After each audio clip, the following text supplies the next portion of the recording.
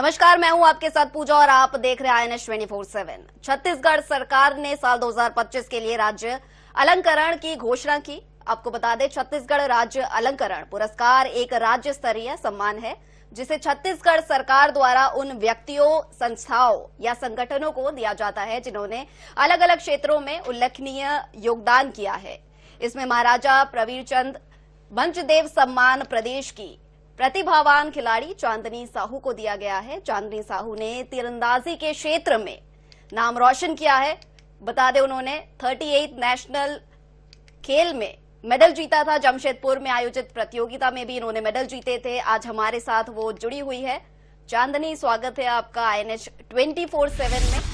और सबसे पहले तो मैं आपसे यही पूछना चाहूंगी, आपको ये सम्मान जब मिला तो आपको कैसा महसूस हो रहा है इस वक्त? बहुत प्राउड फील हो रहा है मैम, खुद के ऊपर बहुत अच्छा लग रहा है। मेरे को ये अवार्ड मिला। जी बिल्कुल, बहुत बहुत बधाई आपको इस अवार्ड के मिलने के लिए। और आपके घर वाले, आपके फ्रेंड्स, जो कुछ भी है, जो आप जिन्होंने आपको सिखाया, उन सब ने आपको क्या कुछ कहा? सब कितने खुश है? थैंक यू मैम, मेरे को धन्यवाद, कॉन्ग्रेचुलेशन बोलने के लिए। मेरे घर वाले, मेरे कोचेस सब बहुत प्राउड फील कर रहे हैं। सबको बहुत खुशी हो रही है कि मैं इस लेवल तक अचीव कर पाई। और सब मेरे को यही बोल रहे हैं कि और आगे जाना है और बेस्ट करना है। बिल्कुल, और आगे जाना है, बिल्कुल सही कह रही है आप। लेकिन आपने सोचा होगा कि आगे कहाँ तक जाना है। ओलंपिक्स जैसे खेल भी होते हैं, अभी आपने सोचा है कि आपका सपना कहाँ तक पहुँचने का है? यस मैम, मेरे को ओलंपिक में इंडिया को रिप्रेजेंट करना है, इंडिया के लिए मेडल लेना है। बिल्कुल, आप एक दिन जरूर वहां तक पहुंचे। लेकिन उससे पहले हम थोड़ा पीछे आते हैं कि आपने कैसे पहचाना कि आपको ये तीरंदाजी करनी है? कितने समय से आप खेल रही है? पहले कैसे शुरुआत हुई आपकी? मैम, मेरे को 3 साल हो गया इस गेम को खेलते हुए। मैं अपने गांव में स्कूल से आते जाते दीदी लोग को देखती थी, उससे मेरे को लगा कि मेरे को भी करना चाहिए।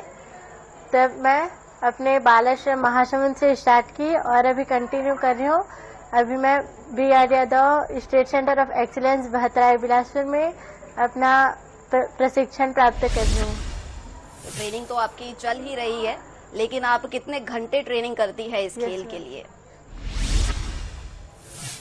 हमारा पूरा शेड्यूल बिजी रहता है मैम। मॉर्निंग 6 बजे से 8 बजे तक, फिर 9 बजे से 12 बजे तक और शाम को 3 बजे से 7 बजे तक। जी बिल्कुल, तो मेहनत तो काफी आप कर ही रही है। वहीं अब इस खेल के बारे में थोड़ा सा मैं आपसे बात करना चाहूंगी कि किस तरह का फोकस लगता है, क्योंकि हम जितना जानते हैं कि हम एक मछली की आंख में निशाना लगाना हो तो कितना फोकस लगता है। तो आपके अनुसार जो ये तीरंदाजी है, इसमें सबसे कठिन चीज क्या होती है? मैम, इसमें कठिन कुछ होता है, बस अपने आप को मेंटेन, अपने माइंड को स्टेबल रखना पड़ता है, अपने में कंसंट्रेट करना पड़ता है। बिल्कुल, कंसंट्रेशन तो चाहिए ही। Yes ma'am. जी यस मैम। तो एक चीज तो ये हो गई, और दूसरी आपकी ये जर्नी जो है, इसमें आप बता रही है कि आप 3 साल से इसमें घुसी है। तो आपको क्या लगा कि मेंटली आपने किस तरह यहाँ पे अपने आप को प्रिपेयर किया, और किस तरह से आपको यहाँ पे ऑब्स्टिकल्स मिले, संघर्ष देखने को मिले कुछ, यहाँ तक जो आप पहुंची है उस बीच में? मैम, मैं अपने दीदी लोग को देखती थी, सीनियर दीदी लोग, उन लोग मेरे से बेस्ट कर रहे हैं, तो मेरे को भी लगता था कि मेरे को भी करना चाहिए ऐसा। मैं अपने आप में उस टाइम से कंसंट्रेट करती रही और आज मैं इस लेवल तक पहुंच पाई। बिल्कुल, ये पुरस्कार प्राप्त करना इस उम्र में बहुत बड़ी बात है। और साथ साथ पढ़ाई भी आप करती होंगी, क्या उसके बारे में कुछ आप बताना चाहेंगी कि पढ़ाई और खेल आप किस तरह से मैनेज कर पा रही हैं? यस मैम, मैं अभी 10th क्लास में हूँ। मैं स्कूल भी जाती हूँ, लेकिन कंपटीशन के टाइम हम लोग का स्कूल में स्किप रहता है और पूरा टाइम कंपटीशन में देते हैं। तो ये हो गई पढ़ाई की बातें। लेकिन अब वापस मैं खेल पे आना चाहूंगी। और ये खेल, जब आपने बताया कि दीदी लोगों को देख के आपने खेलना शुरू किया, लेकिन आप जानती भी होंगी कि बड़े बड़े खिलाड़ी हैं तीरंदाजी में इस वक्त, जो ओलंपिक्स में भी पहुंच चुके हैं। क्या आप ऐसे किसी इंसान को जानती है, या ऐसा कोई रोल मॉडल आपका रहा है जिनको आप देखती है और सोचती है कि मुझे तो इस तरह से बनना है? यस मैम, हमारे इंडिया से दीपिका दीदी हैं, उनको देख के मेरे को बहुत मोटिवेशन मिलता है। उनके लेवल में मेरे को भी जाना है, वो कंटिन्यू अपना फॉर्म पे लगी रही हैं। जी बिल्कुल, दीपिका कुमारी के बारे में हर कोई जानता है कितनी बड़े लेवल पे वो भारत को रिप्रेजेंट करती है। और अभी तक आपने कौन कौन से गेम्स खेल लिए हैं, इसके बारे में भी मैं थोड़ा सा जानना चाहूंगी। जितना मुझे पता है कि वो 38 नेशनल गेम्स में आपने छत्तीसगढ़ का नाम रोशन किया था, लेकिन इसके अलावा आप छोटे छोटे टूर्नामेंट्स और बाकी आपकी जो जर्नी है, क्या कुछ आपने खेला है अभी तक, वो भी मैं आपसे जानना चाहूंगी। यस मैम, मैं पहले स्टेट लेवल से स्टार्ट की। मैंने सब जूनियर नेशनल भी खेले हैं भोलपुर में, और जूनियर नेशनल खेला है, सीनियर नेशनल खेला है।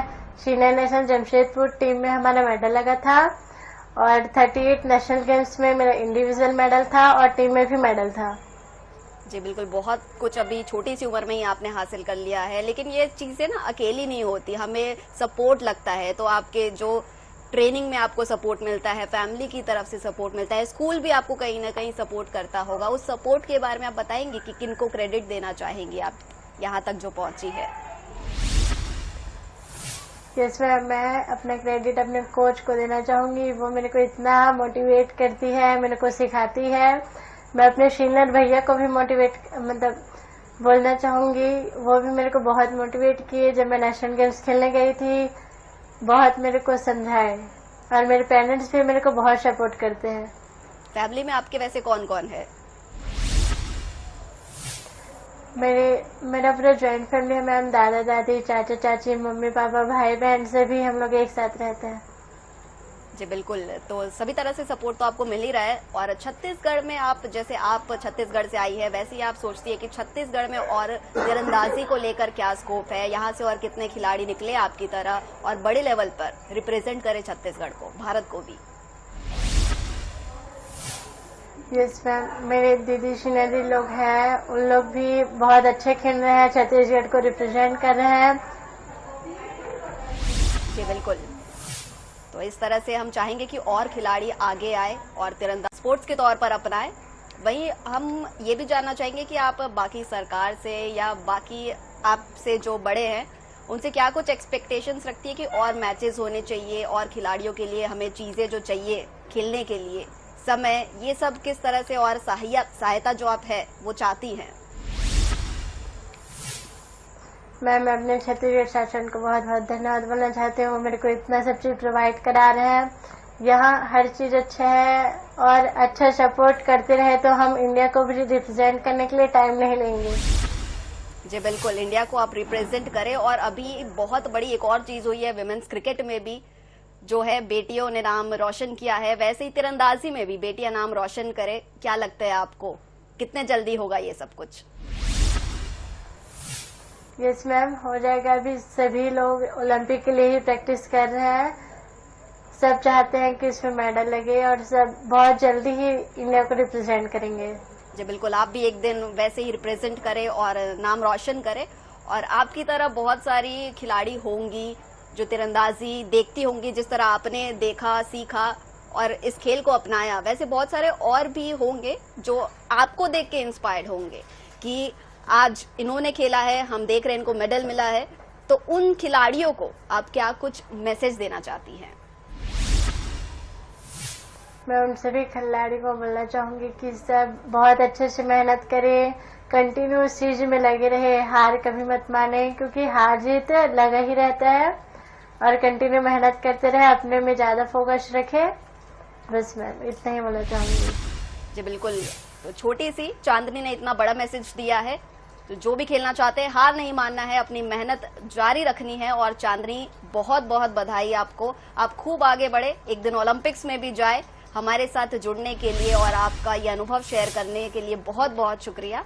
तो इसी के साथ इसमें इतना ही। आप देखते रहिए INS 24/7।